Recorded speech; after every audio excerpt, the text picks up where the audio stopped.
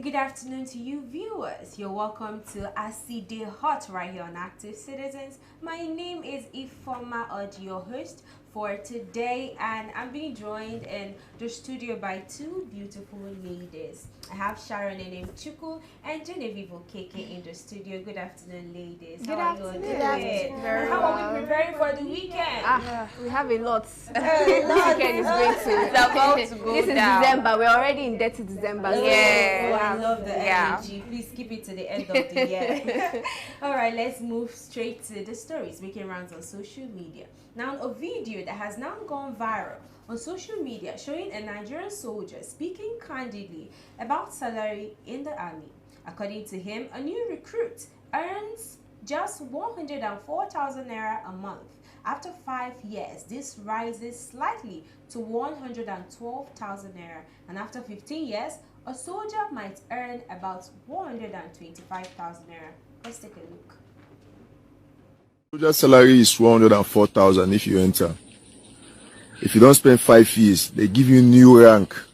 Your salary is 112,000 naira. If you spend 10 years, they give you another rank, which is corporal.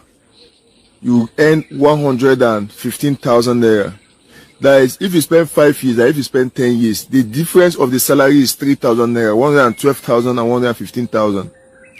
If you spend 15 years in the service, 15 years, 15 years, your salary is 125,000 naira. Then if you spend 20 years in the service, your salary is 150,000 naira. This implementation starts this year.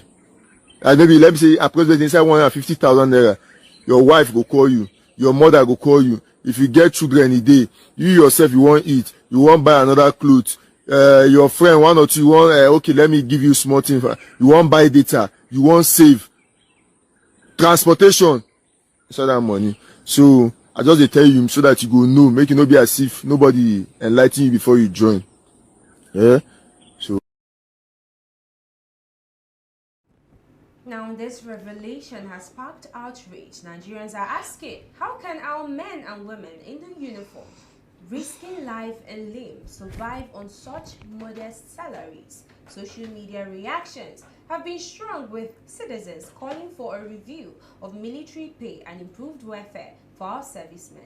Now, this video was more like a shocker for me. I'm like, how is it that these people get to, stress, all the stress involved in, trying to fight insecurity, protecting the lives of, government and properties and citizens, and at the end of the day, their starting pay is 104,000 naira.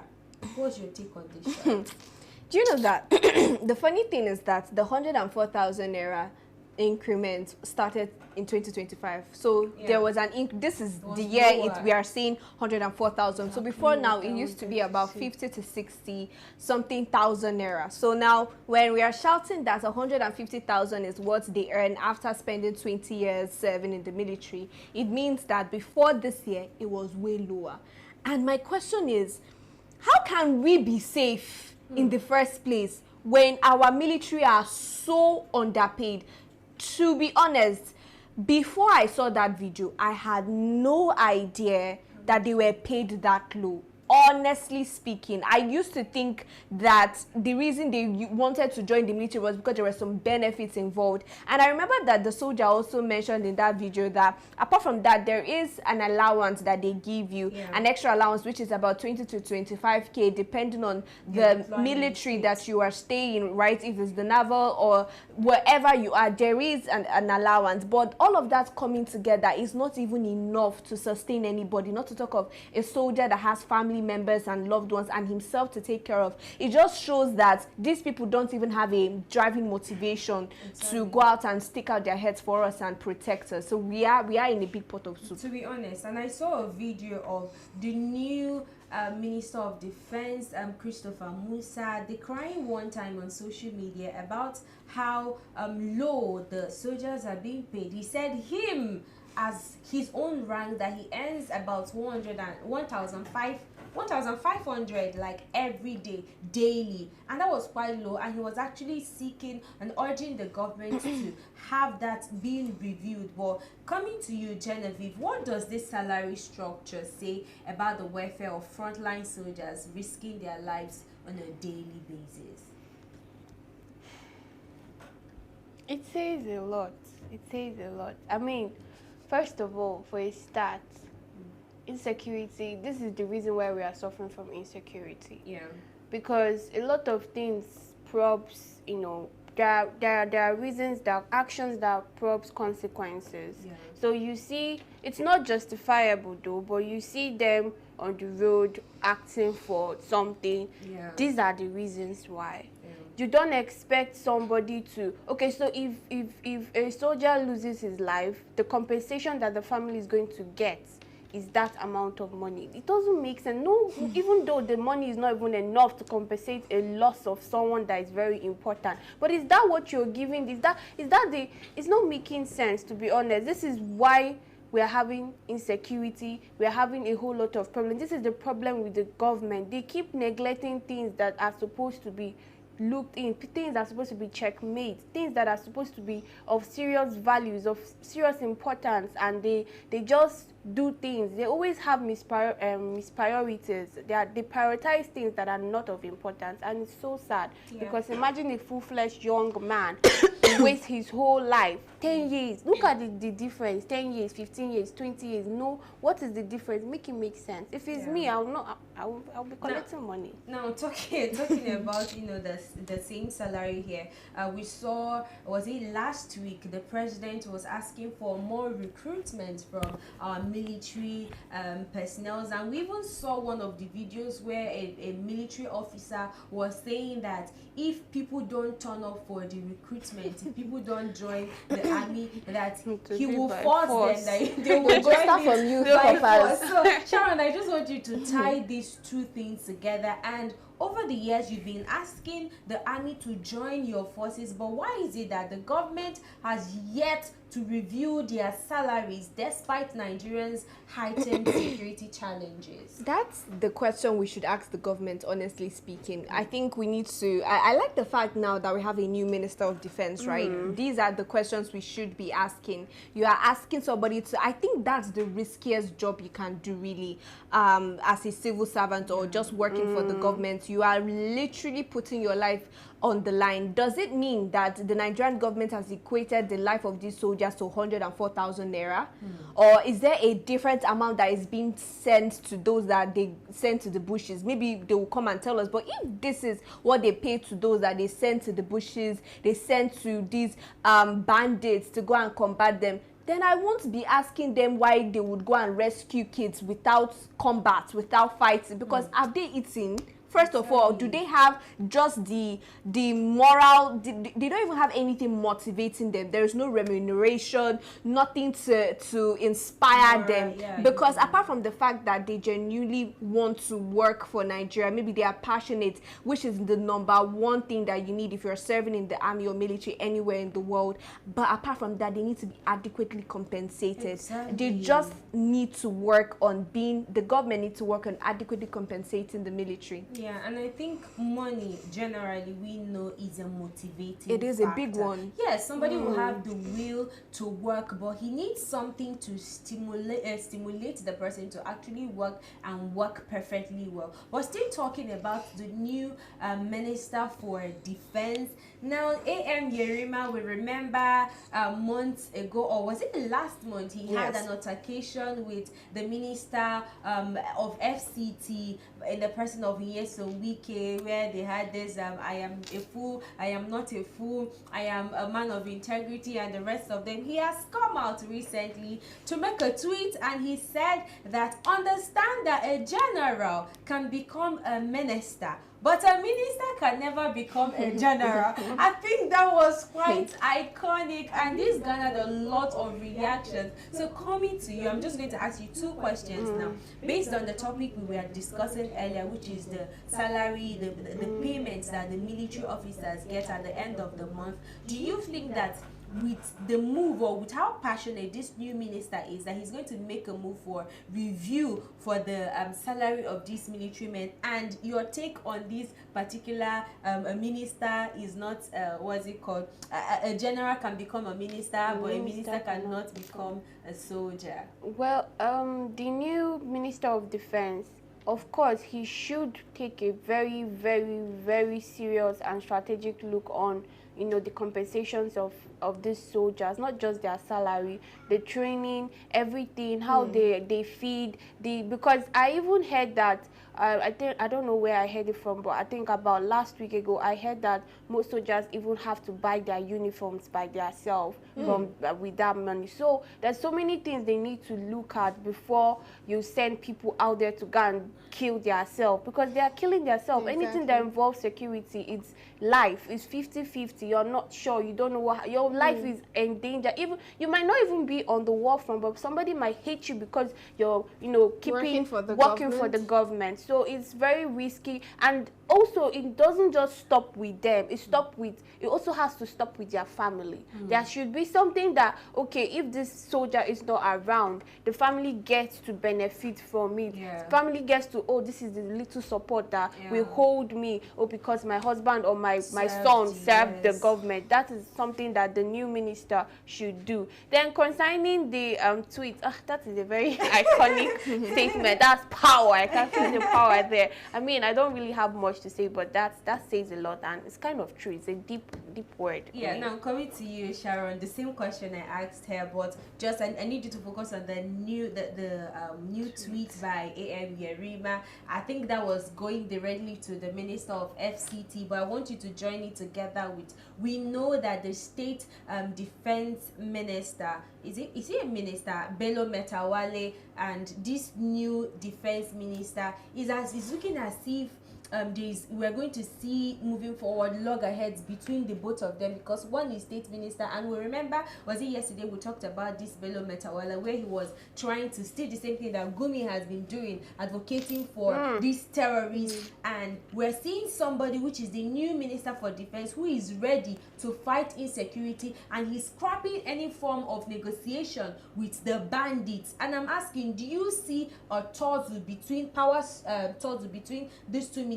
And then a quick comment on the earlier AM Yerima's comment. I think for me personally, right, even though I've heard so many good things about the General Christopher Musa, I would actually really love to see his performance before I can rate him. So I'm not going to rate him based on past glory. I am going to wait and see what his strategies look like, what his mechanisms look like. Is he going to encourage the non-kinetic approach and all of that? What other method is he going to use to fight against ransom negotiation? If you say you're not going to negotiate, right, then what is the alternative? So I really want to wait to see, because I feel like the atmosphere has changed a whole lot from when he was the chief of defense staff. Seeing that insecurity has risen so much, there is mass abductions even to that. So I really want to see what he does in this new office before I can rate him. And then also talking about Yerima coming out to make that statement on X, I just think, of course, because when this issue with Wike happened, we saw the battle with the police officers and the military. So it was a sort of a face-off between the military and the police force. And it's just something that is now, it has been there, but now it's more pronounced, and we can tell that this is what's happening. And I don't even think it should be at this point. Yes, I get that, all right, we're just trying to maybe make light of it, but I think that there are more serious issues at hand, and rather than calling each other out online, they should go to the drawing board and figure out a way to stop the massive abductions we have. All right, well said. Now, meanwhile, another video circulating online shows dozens of luxury vehicles, from Toyota Land Cruisers to Hummer buses, branded under President Bola Ahmed Tinubu's Renewed Hope agenda. According to the clip, these cars are being mobilized ahead of 2027 elections. The video has raised questions about timing, funding, and political priorities. Were these vehicles funded by state resources, private donors, or party structures? And is this an appropriate mobilization strategy, especially as ordinary citizens face rising insecurity and economic challenges? Feed your eyes. Yaro baya bololo, fasin fasin yan kwallo, za ku yi murna yan kallo. Bola Ahmad dan baiwa, dan shi baya gaugawa, kafafu domin tsaiwa, in ka ji rugum sai tsawa, turanci ko turawa, gyara zami dan kowa, ba ma shakka. Lallai ba ma shakkar yan ganye. Duka dauka, ku fade mu fade duka dauka solaye. Ku sai mi marka. Sai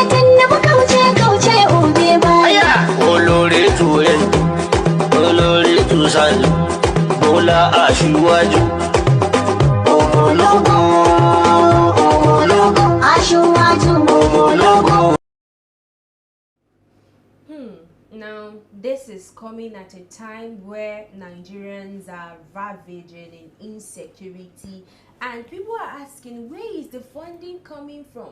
Where are they getting the money for these luxurious cars? I think the president was making moves months ago about loaning from, local, what's it called? Is it companies in Nigeria? And then we are seeing luxurious cars that are going to be distributed. And we know that he already has an ambassador, the Renewed Hope ambassador, which is the governor of Imo State, Hope Uzodinma, and he's actually going to be the one in charge of distributing these vehicles. But let me get your take on this, Sharon. This is what we see, right? And I just don't know why, but I feel like even before the current president came into power, what he had in mind was 8 years. So it was not, he didn't look at the constitution to see whether it says 4 years and maybe after you are being re-elected because the people feel like you did well during your first term. I think he just came with that mandate for 8 years, and this is what he's trying so much to achieve, because pumping money into luxurious buses, GAC motors, SUVs such as these luxurious expensive cars, it's no wonder why you would see someone who is opposing Tinubu today, the next day they are singing his praises from the rooftop. I think these are the reasons. This video just exemplifies what is going on behind closed doors. And although I know that you have campaign materials, but I just think this is totally wrong. Campaigning and sharing of campaign materials should start at least 100 days or 150 days before election. This is years before the election, and we're already seeing them making so much plan. If they had all of this time in their hands, if they had all of these resources in their hands, why didn't they use that to ensure that the lives of the people that they are governing and they're leading are safe and secure first? Let them give these GAC motors to rural areas. Maybe they want to shock us, maybe they're going to give these vehicles to rural areas who lack security vehicles, people who have been targeted for months on months. So maybe we are going to see a change with that.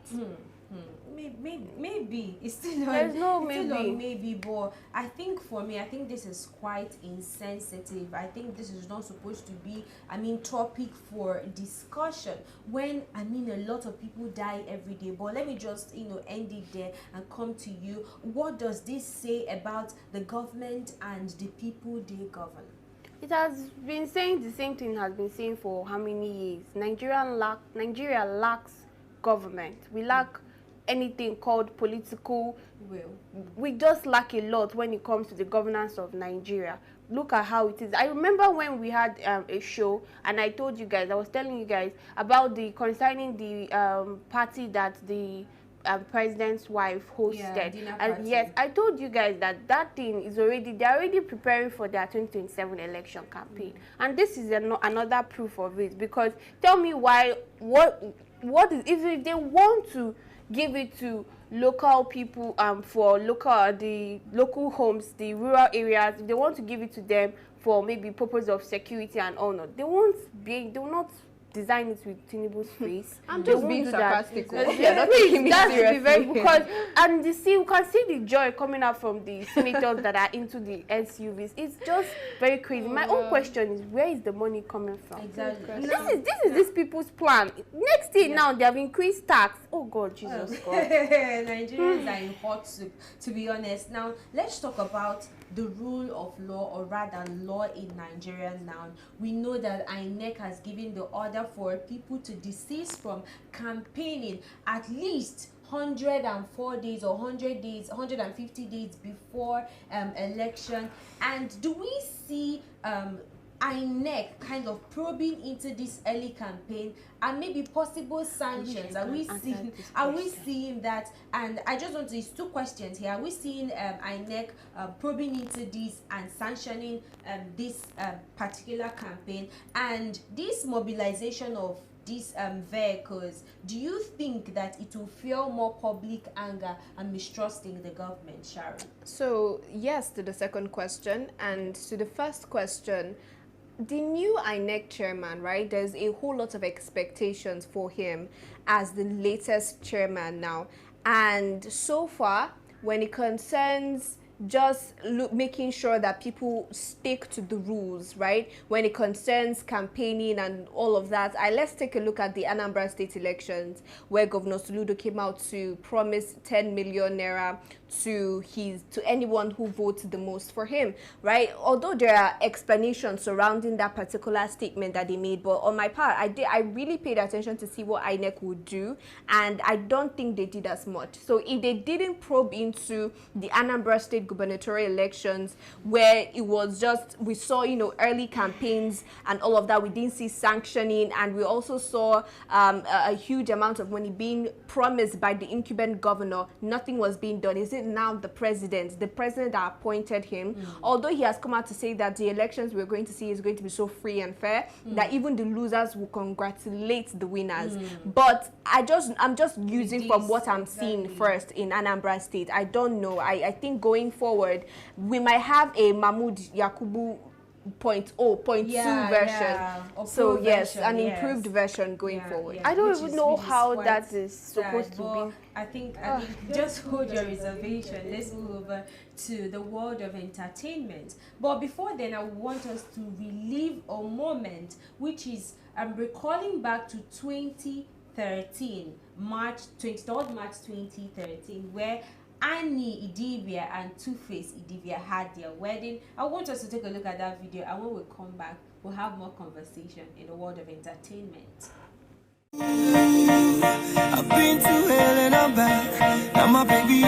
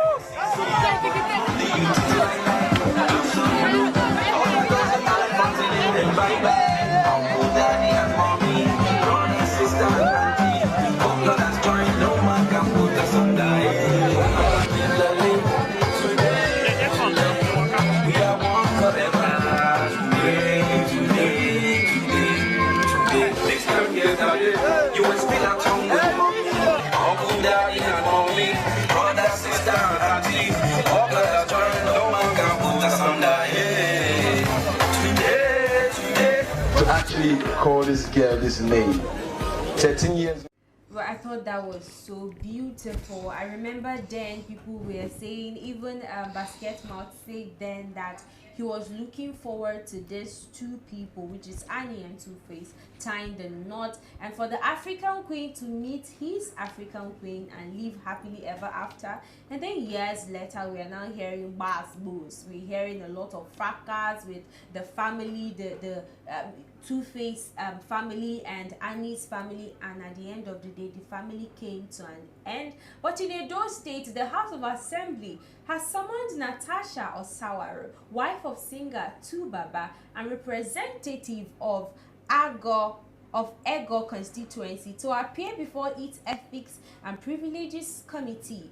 The summons follows viral videos showing a public altercation between Natasha and her husband. Videos, the assembly says, dragged the name of the house in disrepute. Natasha has 7 days to appear before the committee, which has 2 weeks to report its finding. Now, public reactions are divided. Some say the assembly is right to uphold decorum, while others argue this risks policing private behavior influenced by social media. Now, this case underscores a broader conversation about accountability, public perception, and how much personal conduct should impact public office. Let's take a look. Of recent, this precious house with cerebral members and highly educated members has been dragged in the mud for too long by our colleague, Honorable Natasha Rose. For the past 1 week, she has been, let me use the word, trending negative on social media and the televisions, both CBC, Channel, Silverbird, and other additional stations. Want to let the public know that this house is a decent and reputable house. In Nigeria, as a whole, this house is the best house. That's the truth. That we have responsible members in this house, intelligent members in this house. All right, now in continuation, Two-Face has gone ahead to marry Natasha, Senator Natasha, and we're seeing this, the UK brouhaha, and now the Senate House have the House have already kind of called Natasha for questioning. So I'm just going to get your take, Genevieve and Sharon, on the first video we watched, because for me, I saw love in that video, and then move over to the wedding celebration of Natasha and Two-Face Idibia, and then the Senate House Assembly call. I'll say two things on The State House. The State House, yeah. the State House Assembly talk. I have two things, two sides. First of all, my question is, so all those people really gathered all in the name of talking about someone's personal life? Second of all, yes, she's a senator, so definitely her personal life will be probed in because she's representing them. It's just like in secondary school days when you're the head girl of a school. If you're outside the school, however you behave, however you do, they will always trace it back to, oh, which school are you going to? Oh, she's the head girl of the school. So sometimes when you take over political positions, or you take over positions that will make you to be in the public space, you still have to conduct your personal life in a way. Although that doesn't mean that those the other officials have a right to intercede in your personal life. But the fact that she's a senator, No, House of Rep member. House of Rep. She's a House of Rep member, means that they will always probe in there. All right, now coming to you, Sharon, the same question I asked her. Do you think that the House of Assembly have the authority to summon members over personal conduct outside official duties? Bam.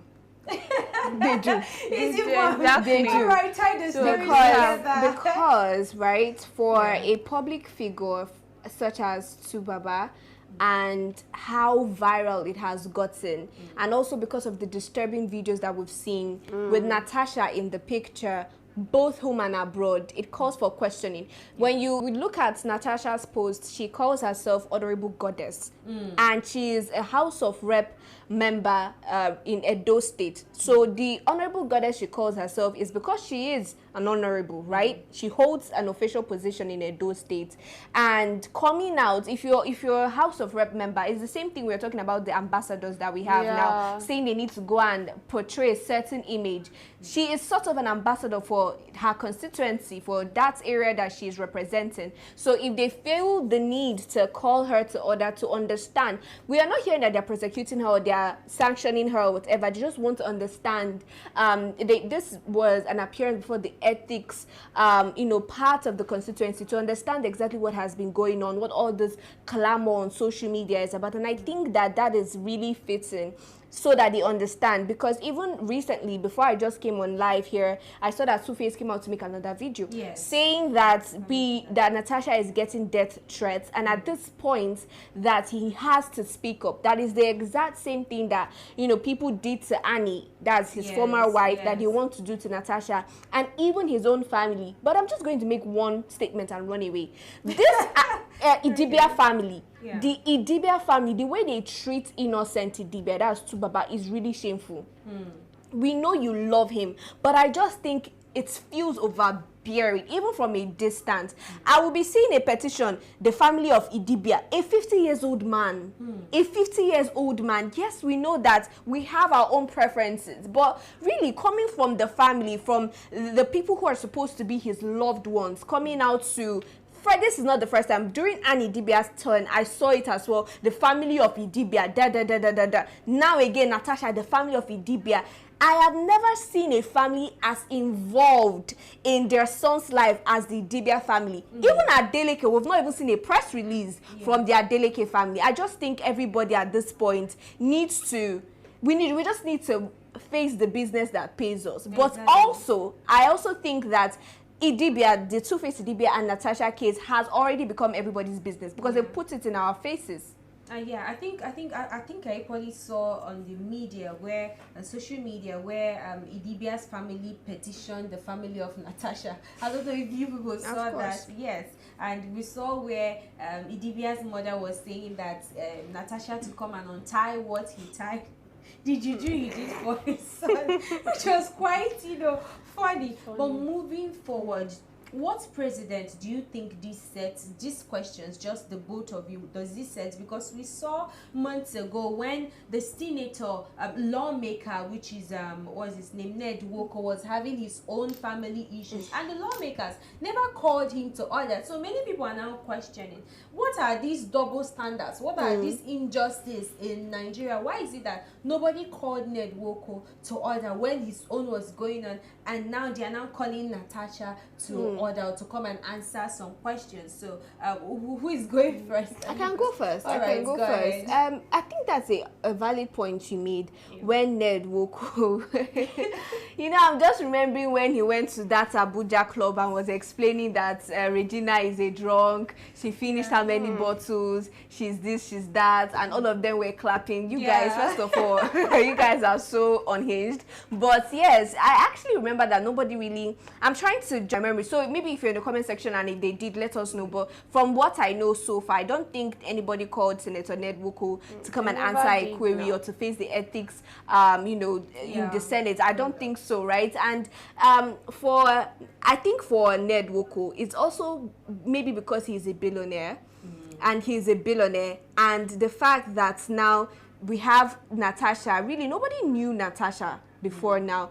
it's just, I think it's double standards as well, right? Although they work in different parts, but they're also public office holders. We know Ned Nwoko is a senator, Natasha isn't. So maybe there are different ethics in the senator house or in the state, in the Edo State House of Assembly. I don't know. I'm just saying. But I also think the fact that maybe Ned Nwoko is the billionaire also contributed to the fact that he wasn't called for questioning as much. It doesn't that doesn't dispute the fact that calling out a spade is spade. You're pay for damages and release the gods.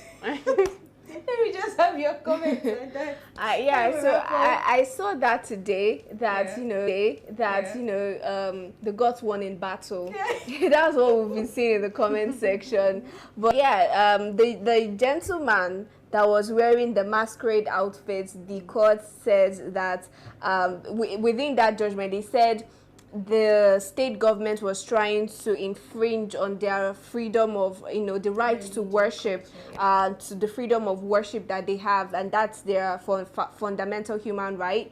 And because of that, they've released him. They've also said that the state government should pay for damages as well to the young man. They've also said that the state government should pay for damages as well to the young man. And I just think it's interesting, right? The fact that, first off, I didn't see that judgment coming, but if the court says this is what they found out after all their hearing, then no problem. And then I also think going forward, went on no masquerades this December. Now you chose the same thing, Sharon. Okay, I think let me just wrap it up. I think before the emergence of the Western religion, there was a culture, a standing culture in Nigeria, and that culture portrays all the ceremonies we see in masquerade and the rest of them. So I remember when we raised this topic 2 days ago, I said, I know that they've westernized us, we now believe in God, I believe in God, but at the same time, all this masquerade, running around was for me a form of entertainment, and